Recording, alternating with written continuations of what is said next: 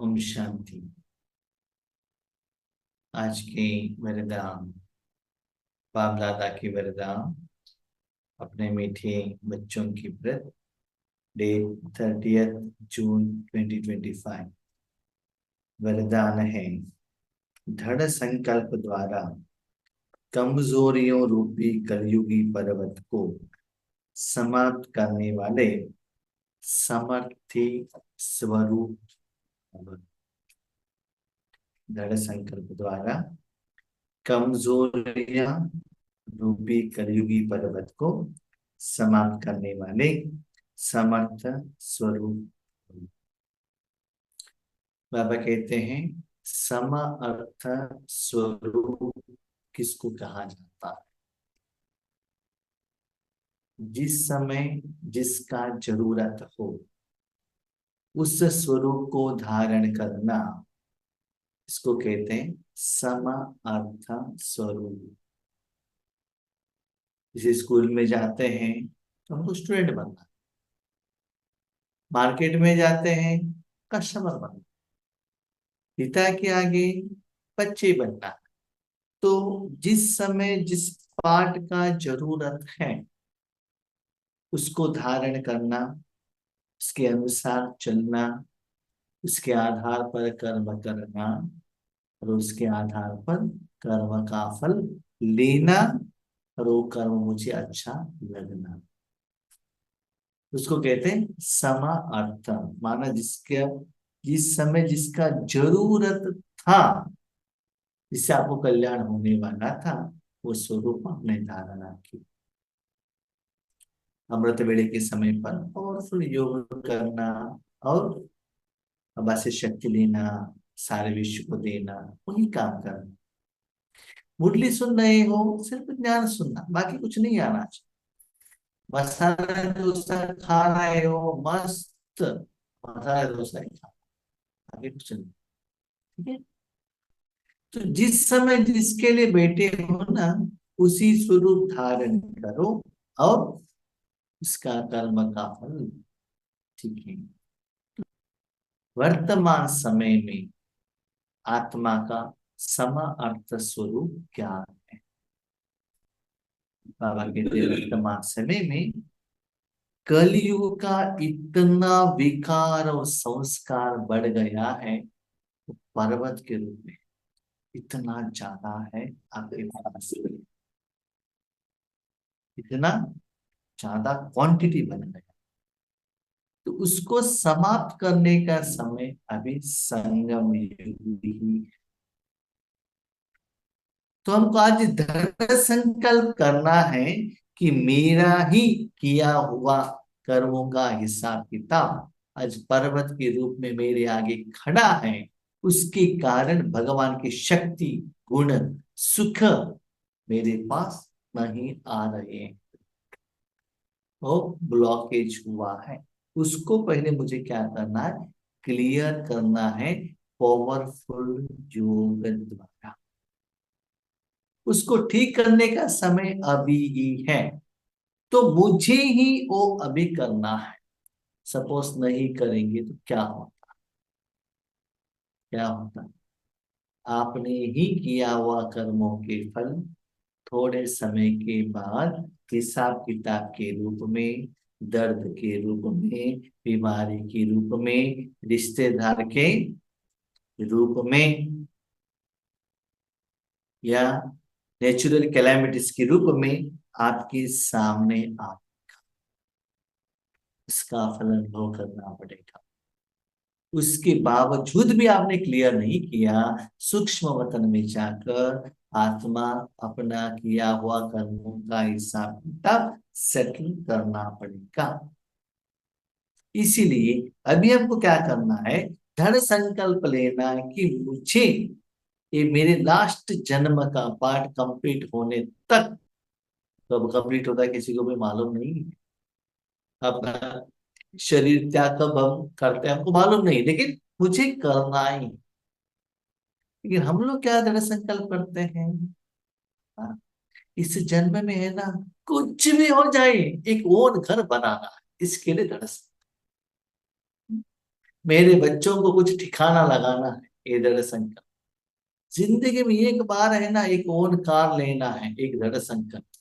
अब जिंदगी में एक बार है ना जम्मू कश्मीर जाना है और वैष्णो देवी देखना है, दृढ़ संकल्प। कितना पक्का अटके हुए रहते हैं, रात दिन कल्पना में स्वप्न में वही रहते हैं। उसको प्रैक्टिकल लाने में कितना सीरियसनेस। लेकिन जो अभी वर्तमान समय चल रहा है, कलयुग का जो मेरे विकार को जलाना, आगे बढ़ाना, तो किससे चलता है, किससे आगे बढ़ता है। इस लौकिक में कोई एक व्यक्ति है, वो तो दारू पीता है, लीवर डैमेज हुआ है, डॉक्टर के पास जाता है, डॉक्टर कहता है दारू नहीं पीना है। तो उन्होंने दृढ़ संकल्प किया किसी भी हालत में मुझे नहीं पीना है, तो उससे आपका तबीयत, उनका तबीयत बहुत जल्दी ठीक हो जाएगी। इसलिए बाबा कहता है दृढ़ संकल्प करना है तो कमजोरियां क्या क्या है उसको पहले जानो। दिल शिकस्त होना, दिल शिकस्त होना ऐसे क्यों होता है, मेरी जिंदगी में ऐसे क्यों होता है, योग का अनुभव नहीं होता है, बार बार नींद आता है, मेरे परिवार वाले मेरे बात नहीं सुनते हैं, बाबा मुझे यूज नहीं करता है, क्या करे। ये है दिल शिकस्त होना, माना जो भी पार्ट है उससे क्या होना, अपने आप को कमी का एहसास करना। उसके कारण बहुत सारे लोगों की कंप्लेंट, बाबा क्या है बच्चे पहले क्यों नहीं मिले आप, शादी के पहले मिलते थे बहुत अच्छा था। बाबा नेक्स्ट क्वेश्चन पूछते हैं, मिलने के बाद आपने क्या किया ये तो बताओ। मैं आपको मिलकर 10 साल हो गए, अभी तक आपने क्या किया ये तो बताओ। पहले नहीं मिला ठीक है, आज आपके पास कितना साधन है, कितना इंतजाम मैंने किया है, फिर भी 10 साल का 15 साल का आपकी साधना क्या है, क्या करके रखा है। किस आत्मा को कब बाबा का पहचान मिलना चाहिए वो बाबा दिलाता है। तो अपने कर्मों से, अपने परिवार से, कर्मों के फल से, ईश्वरी सेवा से, साधना से, अनुभव से खुश हो या दिल शिकस्त।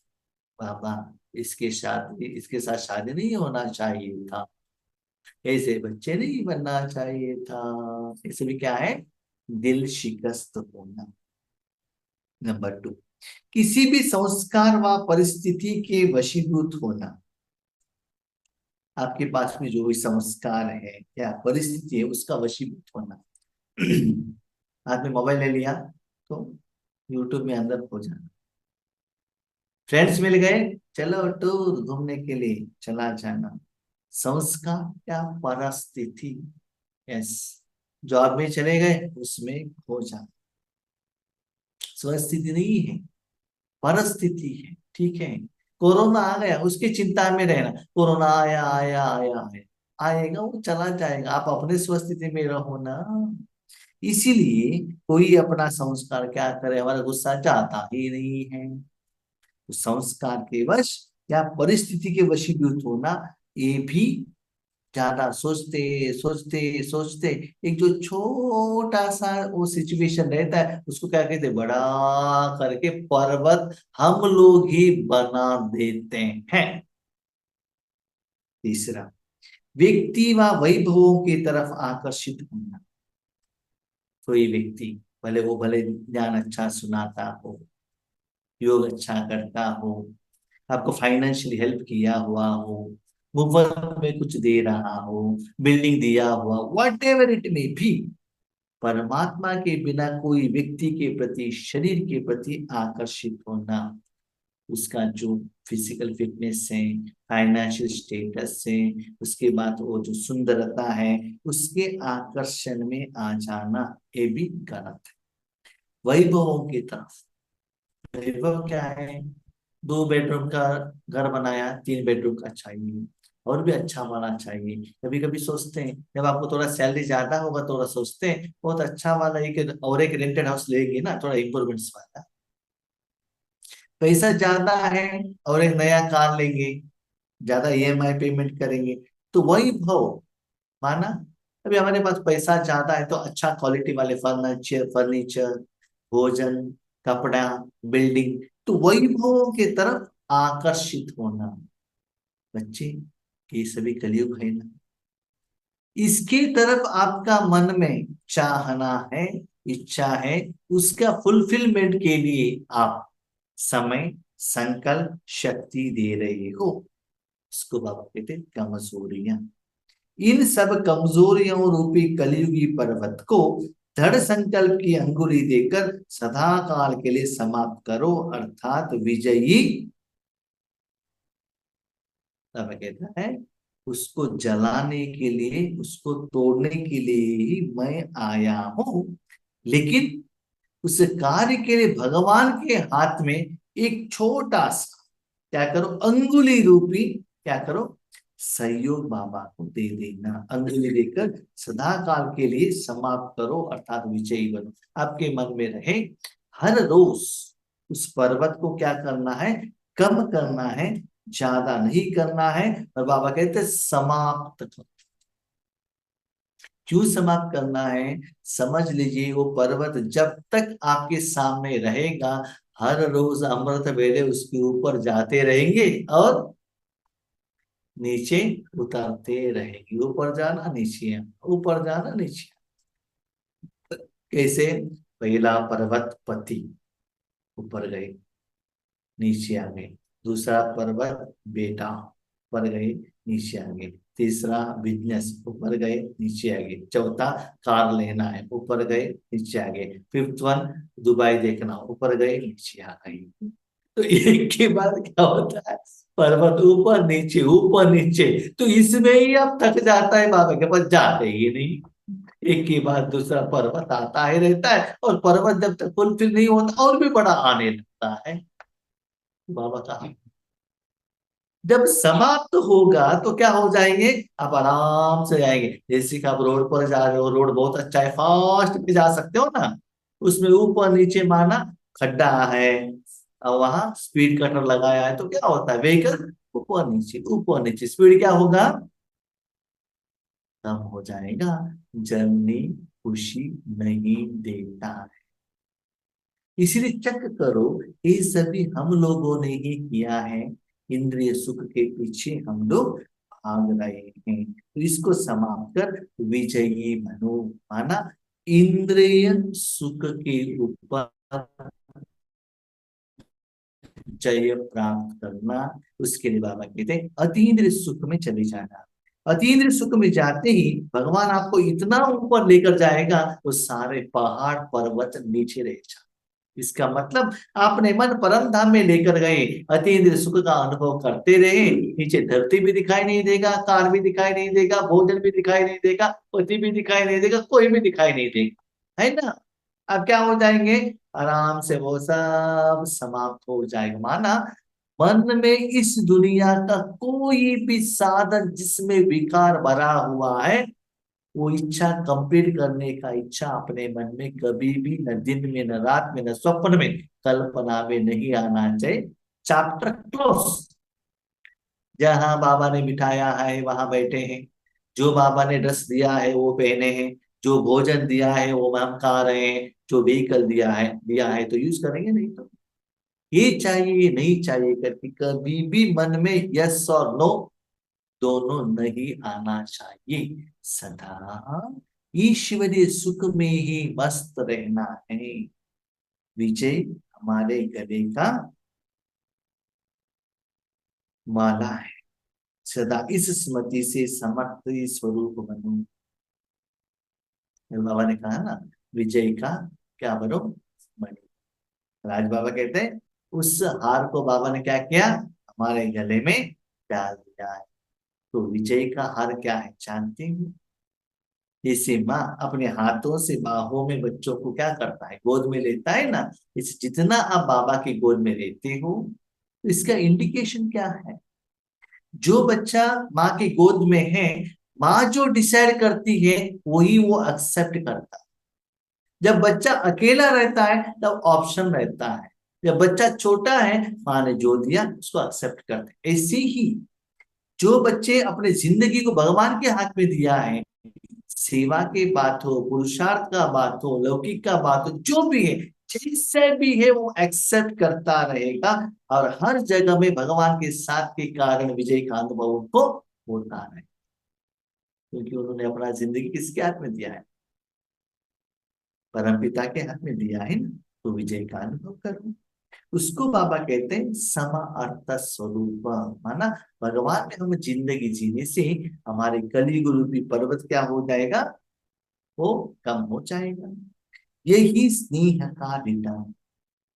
भगवान के साथ आपको क्या है? स्नेह है ना। स्नेह का रिटर्न देना है ना। तो अपने मन बुद्धि को भगवान के हाथ में देने से आपका कमी और कमजोरियों को बाबा क्या करेगा? क्षमा करेगा। इसका मतलब इंद्रियों का सुख है, इच्छा है, इसका मतलब एक कमियां है।